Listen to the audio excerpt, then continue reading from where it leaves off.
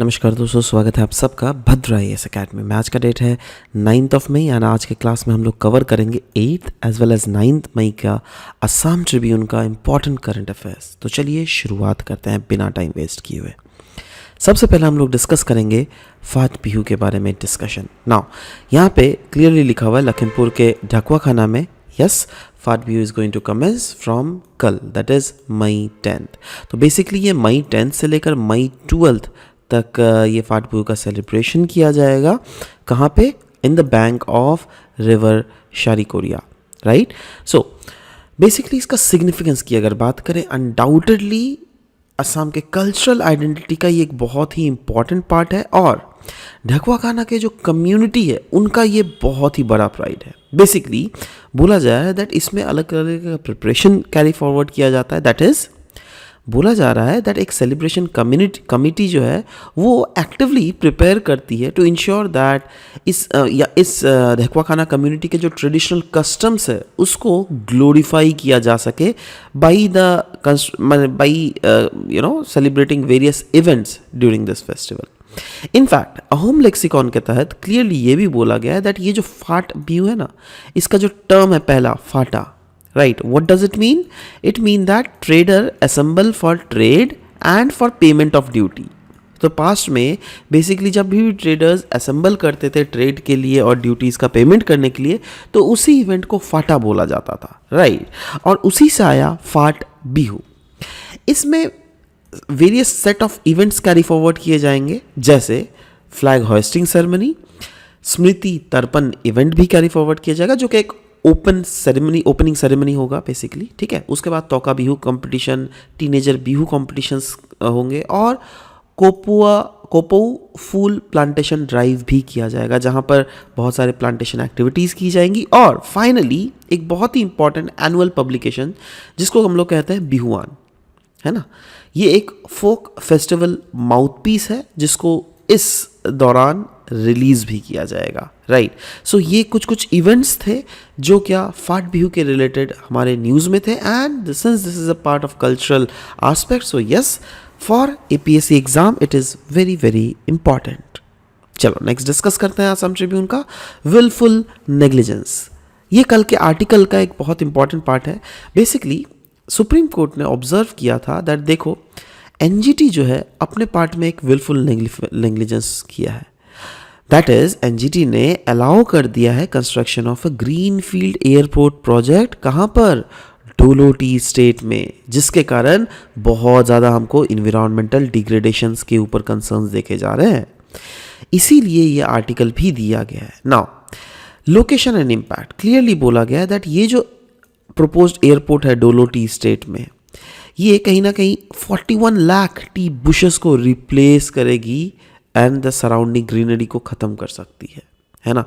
In fact purpose of airport क्या है? वैसे तो गवर्नमेंट ऑफ असम बोल रही है दैट देखो भाई रीजनल कनेक्टिविटी स्कीम जो है उड़ान के अंडर हम लोग इस प्रोजेक्ट को बनाना चाहते हैं और इस प्रोजेक्ट का एम है दैट ये इम्प्रूव करेगी कनेक्टिविटी और साथ ही साथ एयर ट्रैवल को ज़्यादा अफोर्डेबल करेगी। बट आपको पता होना चाहिए, कुछ दिन पहले ही हम लोगों ने एक न्यूज़ आर्टिकल डिस्कस किया था जहाँ पर उड़ान स्कीम के रिलेटेड न्यूज़ आया था और वहाँ पे बोला गया था दैट उड़ान स्कीम कहीं ना कहीं असम में फेलियर हो गई है, राइट। तो जब हम लोग देख रहे हैं यहाँ पे फेलियर हुई है तब तो ये प्रोजेक्ट को कैंसिल कर देना चाहिए था ना। और ये तो ग्रीन फील्ड प्रोजेक्ट है। देखो दो तरीके का प्रोजेक्ट होता है, एक होता है ग्रीन फील्ड प्रोजेक्ट, एक होता है brown field project. Brown field project मतलब वो प्रोजेक्ट जो कि ऑलरेडी प्रोजेक्ट, सोचो कोई एरिया में प्रोजेक्ट चल रहा था, बहुत दिन से रुका हुआ था, 15-20 साल से, फिर से प्रोजेक्ट को चला रहे हो, उसको हम लोग कहते हैं brown field project. But green field मतलब उस रीजन में वो प्रोजेक्ट था ही नहीं, पहले से एग्जिस्ट कर ही नहीं रहा था, बट एक नया ऑल टुगेदर अगर प्रोजेक्ट हम लोग वहाँ पे बना रहे हैं तो उसको हम लोग कहते हैं ग्रीन फील्ड प्रोजेक्ट, ठीक है ना। इसमें रेगुलेटरी ओवरसाइट एंड फेलियर्स की अगर बात करें NGT के एस्पेक्ट में क्या बोला गया है, देखो नेशनल ग्रीन ट्राइब्यूनल के रोल और एक्सपेक्टेशंस अगर देख लीजिएगा तो yes, national green tribunal expect की जा रही है to protect the environment by ensuring compliance as an environmental laws and regulation. यही तो एनजीटी को बनाया क्यों गया है, इसीलिए तो, जिससे एनजीटी कंप्लाई कर सके, दैट इन्वायरमेंट की सुरक्षा हो सके, है ना। और डिस्पाइट बहुत सारे इन्वायरमेंटल रिस्क है यहाँ पर, बट स्टिल एनजीटी ने डिसमिस कर दिया था petition to stop construction without substantial reason. अरे भाई एनजीटी को भी तो रीजन देना पड़ेगा ना, दैट मैं क्यों इस कंस्ट्रक्शन को अलाउ कर रहा हूँ। वैसे बहुत सारे पिटीशन फाइल ज़रूर किए गए थे एनजीटी के सामने, दैट इस कंस्ट्रक्शन को रोकिए, कंस्ट्रक्शन को रोकिए, बट एनजीटी ने सारे पिटीशंस को डिसमिस कर दिए और बोला दैट नहीं नहीं, ये कंस्ट्रक्शन चलने देना चाहिए। मिनिस्ट्री ऑफ सिविल एविएशंस का अगर इनिशियल अप्रोच देख लीजिएगा तो क्लियरली बोला जा रहा है that ministry of civil aviation जो है वो एयरपोर्ट अथॉरिटी ऑफ इंडिया के थ्रू सॉर्ट कर रही है clearances under the greenfield project airport policies of 2008, है ना। और इन्वायरमेंटल ओवरसाइट की अगर बात करें, yes there was a failure to adhere to the environmental impact assessment notification as well, क्योंकि कोई भी हम लोगों ने, आपने तो शायद इन्वायरमेंट तो पढ़ा है, इन्वायरमेंट एंड इकोलॉजी, वहाँ पे एक बहुत इंपॉर्टेंट टॉपिक है environmental impact assessment. Environmental impact assessment क्यों किया जाता है, क्योंकि कोई भी अगर ऐसा प्रोजेक्ट जो क्या हुआ उस रीजन के इन्वायरमेंट को नुकसान करवा सकती है, तो यस उस प्रोजेक्ट के लिए हम लोग को इन्वायरमेंटल इम्पैक्ट असेसमेंट करना पड़ेगा। तो कहीं ना कहीं इस मुद्दे में भी बोला जा रहा है दैट देखो भाई, इन्वायरमेंटल इम्पैक्ट असेसमेंट को कहीं ना कहीं एडहेयर नहीं किया गया इसके थ्रू, राइट, जिसके कारण फाइनली सुप्रीम कोर्ट को इंटरवेंट करना पड़ा। और इसीलिए सुप्रीम कोर्ट ने क्लियरली बोला है that yes the supreme court has halted any further construction activities at Doloti state. जब तक इन्वायरमेंटल क्लियरेंसेस अप्रूव ना हो जाए तब तक कोई भी कंस्ट्रक्शन एक्टिविटीज इधर नहीं होगी। और क्रिटिसिज्म एनजीटी का ज़रूर किया जा रहा है, क्योंकि सुप्रीम कोर्ट ने खुद ही क्रिटिसाइज़ किया एनजीटी को और बोला है दैट देखो आपका जो काम है वो काम करो। अगर पिटिशनर कोई पिटिशन देते हैं आपको, तो आप देखो दैट क्या वो मुद्दा सही है क्या नहीं। अगर मुद्दा सही है तो आप उस पर एक्शंस लो, आप ऐसे शांत से नहीं बैठ सकते। आपको जो काम है वो आपको कॉम्प्लाई करना पड़ेगा। और ओवरऑल इसके कॉन्सिक्वेंसेस और इम्प्लीकेशंस अगर देख लीजिए, अनडाउटेडली इसके इन्वायरमेंटल कॉन्सर्न्स तो है ही, क्योंकि कहीं ना कहीं ये देखा जा रहा है दैट यस अगर मतलब इस टाइप के प्रोजेक्ट अगर ओवरराइड कर रहा है इकोलॉजिकल कंसर्न्स को, तो इससे इन्वायरमेंटल गवर्नेंस जो है इंडिया में वो कहीं ना कहीं एक बैड लाइट में हमको देखने को मिल रहा है, राइट।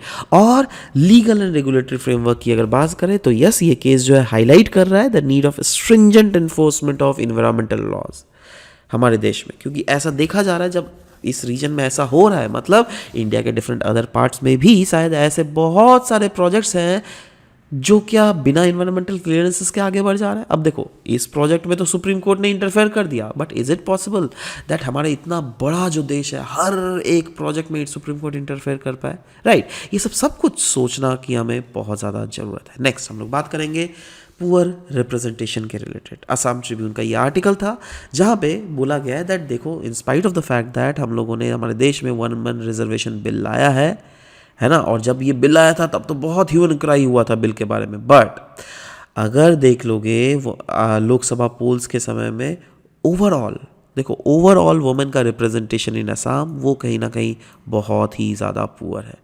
और वहीं पर आप बोल रहे हो दैट फ्यूचर में वुमेन रिप्रेजेंटेशन बिल ला के वुमेन्स का रिजर्वेशन किया जाएगा, तो ये दो चीज़ कहीं ना कहीं आपस में फिट नहीं हो रहा है, राइट। क्योंकि अगर वुमेन रिजर्वेशन बिल आना चाहिए तो at the same time we will also make sure that future में उस रीजन से वुमेन कोई एमपीज का सिलेक्शन हो, और वुमेन्स का एमपीज का सिलेक्शन होने के लिए यस कहीं ना कहीं हम लोग ये तो ज़रूर ऑप्टिमिस्ट हो सकते हैं दैट हाँ फ्यूचर में वुमेन्स का वोटिंग टर्नआउट भी ज़्यादा हो सके, बट वुमेन्स का वोटिंग टर्नआउट इन असम क्यों कम है, उसी मुद्दे पे इस पूरे आर्टिकल में बात किया गया था। तो चलो हम लोग भी इसके बारे में बात करते हैं। बोला जा रहा है representation of women in Assam का लोकसभा इलेक्शन का करंट अगर सिनारियो देख लीजिएगा तो ओनली 12 वुमेन कैंडिडेट ने पार्टिसिपेट किया है, बट 2014 में 14 वुमेन कैंडिडेट ने पार्टिसिपेट किया था, 2019 में 16 वुमेन कैंडिडेट ने पार्टिसिपेट किया था।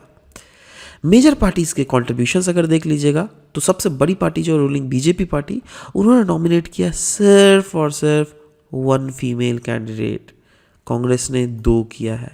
अब देखो आप फ्यूचर में रिजर्वेशन करने की कोशिश, आपका फ्यूचर में सोच रहे हो दैट 33% रिजर्वेशन करेंगे हैं, और आप एक फीमेल कैंडिडेट, कोई पॉलिटिकल पार्टी, बड़े बड़े पॉलिटिकल पार्टीज दो फीमेल कैंडिडेट को नॉमिनेट कर रहा है, ऐसा कैसे चलेगा भाई। हिस्टोरिकल पर्सपेक्टिव की अगर बात करें तो देखते हैं, देखो कहीं ना कहीं पास्ट के ट्रेंड से अगर देख लीजिएगा ये चीज़ डिक्लाइन ही हो रही है अनडाउटेडली। हमको पता है नेक्स्ट लोकसभा इलेक्शंस में ये बढ़ेगा, बट ट्रेंड अगर देख लीजिएगा ये डिक्लाइन हो रहा है, right. Since the first general election सिर्फ और सिर्फ 18 वुमेन ही थी फ्रॉम आसाम जिन्होंने लोकसभा को सर्व किया था, है ना। और तब से नंबर्स जो है धीरे धीरे घटे जा रहे हैं, है ना। 2014 में 2 था और 2019 में 1 था। कॉन्ट्रास्ट विथ वोटर टर्नआउट अगर देख लीजिएगा, despite poor candidate representation women voter turnout जो है वो भी रोबस्ट नहीं है। मतलब ऐसा हम लोग जो सोच रहे हैं दैट देखो वैसे तो प्रोपोर्शन वुमेन का जितना है मेन का भी ऑलमोस्ट उतना ही है, राइट। तो सवाल होता है दैट ठीक है इनका वही वोटिंग टर्नआउट मेन को भी सरपास करना चाहिए था, राइट, बट वो चीज़ नहीं देखने को मिल रहा है। कंपैरिजन ऑफ ग्लोबल ट्रेंड अगर दुनिया में डेवलप्ड नेशंस और डेवलपिंग नेशंस को देख लीजिएगा तो देखो क्या डेवलप्ड नेशन में जो है ना सिग्निफिकेंट पॉलिटिकल रिफॉर्म्स हमें देखने को मिलता है जहाँ पर वुमेन रिप्रेजेंटेशन को इन्हांस किया जाता है, बट डेवलपिंग नेशंस में इंक्लूडिंग इंडिया कहीं ना कहीं हम लोग को देखने को मिलता है दैट इंगेजमेंट जो है वुमेन का पॉलिटिक्स में वो बहुत ही ज़्यादा मिनिमल देखने को मिल रहा है। Now what are the factors affecting the women का पॉलिटिकल पार्टिसिपेशन इन इंडिया। तो पहला factor is educational and societal barrier, political lip service, that is बोला जा रहा है educational advances and political stagnation, that is undoubtedly women education जो है India में वो इम्प्रूव हुआ है, तो वही बोल रहा है एजुकेशन में तो एडवांस हुआ ही है वुमेन, है ना, but it has not translated into increasing of political representation और अथॉरिटी, क्योंकि वही बोला जा रहा है एजुकेशन एडवांस के साथ पॉलिटिकल स्टैग्नेशन देखने को मिल रहा है in the representation of women.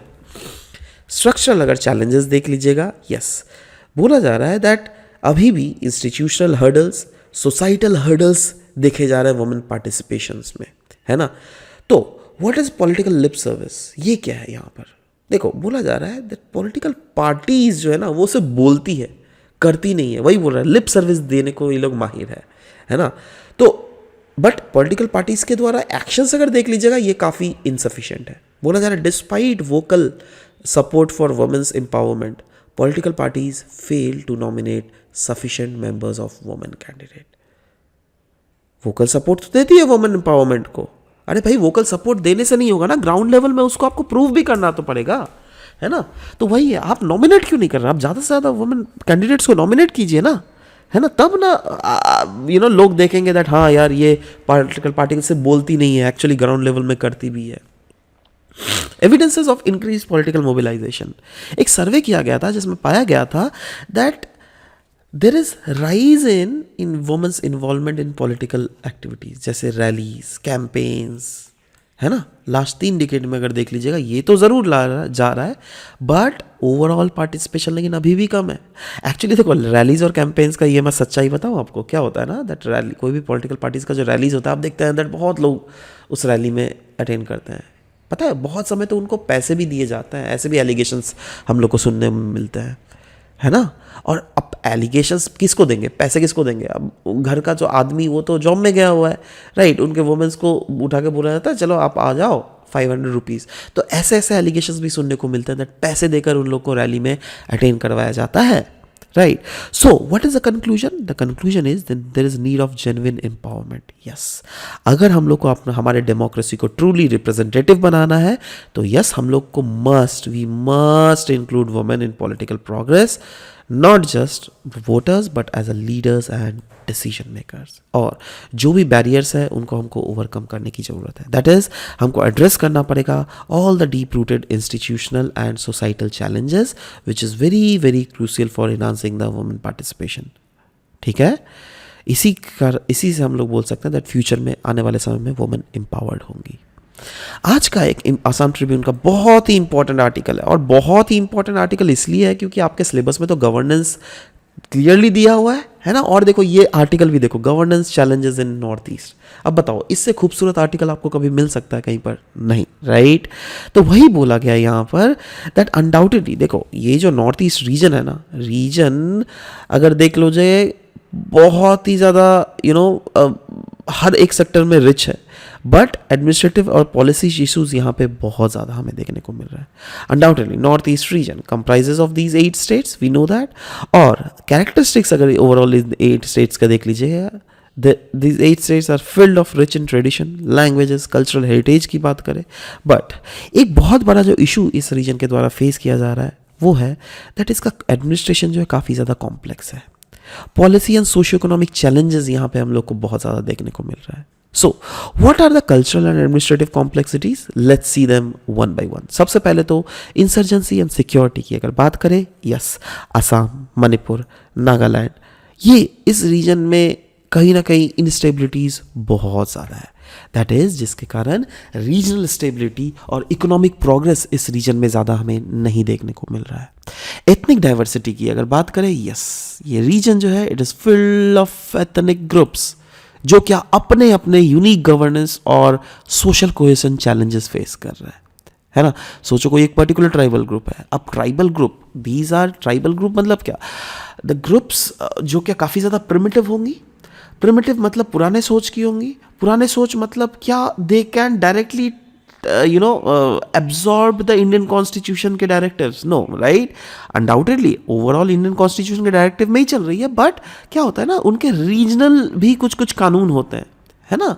तो वही बोला गया है दैट एथनिक डाइवर्सिटी के कारण जो है सब ग्रुप्स के अपने अपने गवर्नेंस स्टाइल है, सोशल कोहेशन स्टाइल है। आप देख लोगे अभी भी छोटे छोटे टायर 2-3 सिटीज़ में अभी भी काइंड ऑफ लोग एक साथ बैठते हैं, है ना। एक सोसाइटी बैठती है और डिस्कस करती है दैट क्या क्या एक्शंस लिया जाना चाहिए, है ना। तो ये क्या है दैट अनडाउटेडली देखो, अब ये लोग तो सरकार नहीं है, ये लोग तो पुलिस नहीं है, अल्टीमेटली तो पुलिस या फिर सरकार एक्शंस लेती है। बट क्या होता है ना, सोसाइटी में अगर आप रहते हो, हम लोग अपने आप को सोशल एनिमल क्यों कहते हैं? क्योंकि हर एक सोसाइटी में अपने अपने भी कुछ कुछ कानून है, कुछ कुछ प्रोसेस है जो कि हम लोग को मानना पड़ता है, ठीक है। तो इसलिए if you are a part of society then you have to abide by the norms and regulations of the society, right. Geographical challenges हम लोग को यहाँ पर देखने को मिल रहा है। इस रीजन का अगर देख लोगे ओवरऑल नॉर्थ ईस्ट का काफ़ी ज़्यादा आइसोलेशन है। क्यों? क्योंकि यहाँ पे टेरेन जो है ना बहुत ही डिफिकल्ट है, इसलिए हर region of north east is not very very easy for connectivity and access of services not possible in all the regions of north east except Assam.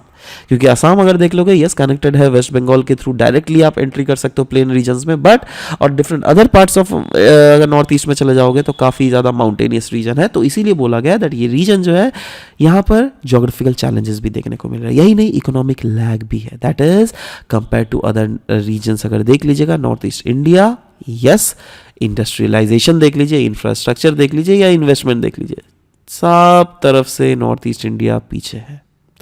Resource dispute, conflict हमको देखने को मिलता है over the land as well as resources. जैसे indigenous communities के बीच में अगर देख लीजिएगा लैंड को लेकर भी झगड़ा, रिसोर्सेज को लेकर भी झगड़ा। तो ये सब देखो, एक मैच्योर सोसाइटी कहीं ना कहीं ये सब झगड़ा क्यों अभी भी फेस करे यार, है ना।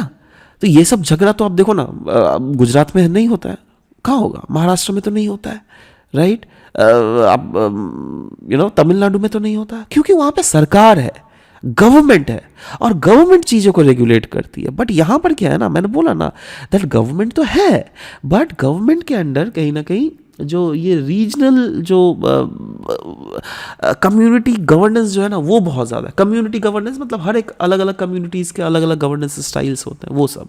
एडमिनिस्ट्रेटिव एफिशिएंसी अगर देख लोगे तो यस, एडमिनिस्ट्रेटिव एफिशिएंसी तो नहीं बोलूँगा, इसको बोलूँगा मैं एडमिनिस्ट्रेटिव इनएफिशिएंसी, क्योंकि ब्यूरोक्रेटिक डिलेज, करप्शन बहुत ज़्यादा है। एजुकेशन हेल्थ केयर के नाम पर भी अगर देख लीजिएगा इनएडिक्वेट फैसिलिटीज़ हम लोग को देखने को मिलती है, ज़्यादा फैसिलिटी नहीं है। इन्वायरमेंटल कंसर्न्स है, जी हाँ जी, इस रीजन में डिफॉरेस्टेशन का कंसर्न है। अभी तो रिसेंटली आप लोगों ने देखा दैट ग्रीन फील्ड जो प्रोजेक्ट जो था डोलोटी स्टेट में, that was one of the major problem, right. अभी तो अलग तो नहीं है कुछ, है ना।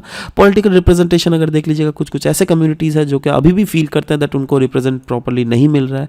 बॉर्डर मैनेजमेंट अगर देख लीजिएगा, yes, it require diplomatic efforts with neighbouring countries like Bangladesh as well as China. And cultural preservation and modernisation की अगर बात करें, yes, it is somewhere balancing tradition with the developmental needs, मतलब ट्रेडिशन को developmental needs के साथ balance करना है। Now what is the role of public administration education? इस रीजन में बोला जा रहा है दैट कहीं ना कहीं पब्लिक एडमिनिस्ट्रेशन के रिलेटेड एजुकेशन पहुंचाना बहुत ज़्यादा इंपॉर्टेंट है। इससे फ़ायदा ये होगा दैट हम लोग जो है गवर्नेंस और डेवलपमेंट इनिशिएटिव्स को टेलर्ड गवर्नेंस इनिशिएटिव्स के थ्रू पहुंचा पाएंगे, मतलब रीजन के स्पेसिफिक वहाँ पर पब्लिक एडमिनिस्ट्रेशन एजुकेशन होना चाहिए। Governance foundation, that is emphasise करना पड़ेगा हम लोग को ट्रांसपेरेंसी और अकाउंटेबिलिटी पे, जिससे क्या इस रीजन में जो करप्शन या फिर प्रॉब्लम ब्यूरोक्रेटिक इनएफिशिएंसीज एग्जिस्ट कर रही थी वो खत्म हो जाता है। और अगर वो खत्म होगा तो फ्यूचर में हम लोग मेक श्योर कर सकते हैं दैट ये रीजन जो है एज अ होल इन्वेस्टमेंट भी अट्रैक्ट करेगा। कॉन्फ्लिक्ट रेजोल्यूशन बोला जा रहा है, it contributes to peace building through trained public administrator. जी हाँ, इस रीजन में पीस बिल्डिंग को हमें प्रमोट करना पड़ेगा, and this will be promoted through the trained public administrators. Inclusive governance बोला जा रहा है, it enhances the respect and policies for diverse culture promoting the participatory governance, right. Inclusive governance मतलब क्या हुआ? अनडाउटेडली हर एक डाइवर्स कल्चर के अगर रिप्रेजेंटेटिव्स को हम लोग इंक्लूड करें, है ना, हमारे पॉलिसी मेकिंग में, उसी को तो हम लोग बोलेंगे ना इंक्लूसिव एस्पेक्ट, राइट। तो वही बोला गया, अगर वो चीज़ हुआ तो अनडाउटेडली पार्टिसिपेटरी गवर्नेंस प्रमोट होगा, और इससे इनडायरेक्टली हमारे जो लोकल लीडरशिप है ना वो भी एम्पावर्ड होंगे, क्योंकि अनडाउटेडली उनको एक लोकल लीडर्स को एजुकेशन मिलेगा regarding how to carry forward the regional challenges effectively through this public administration education, right. तो यही सब आर्टिकल में बोला गया है। तो आशा करता हूँ दैट ये जितने आर्टिकल आज हम लोगों ने डिस्कस किए, सारे आर्टिकल्स ने कुछ नया आपको सिखाया होगा, और अगर ऐसा हुआ होगा तो yes, you can share it with different other aspirants as well, because we are deeply and 100% focusing on Assam Tribune, which are very, very important article that has high probability of coming in your next upcoming exams, right? So anyways guys, this was all about the discussion that we had for this very session. मिलते हैं आप सबके साथ next session में. Till then, bye bye, take care, and thank you for listening to the whole video. Thank you very much.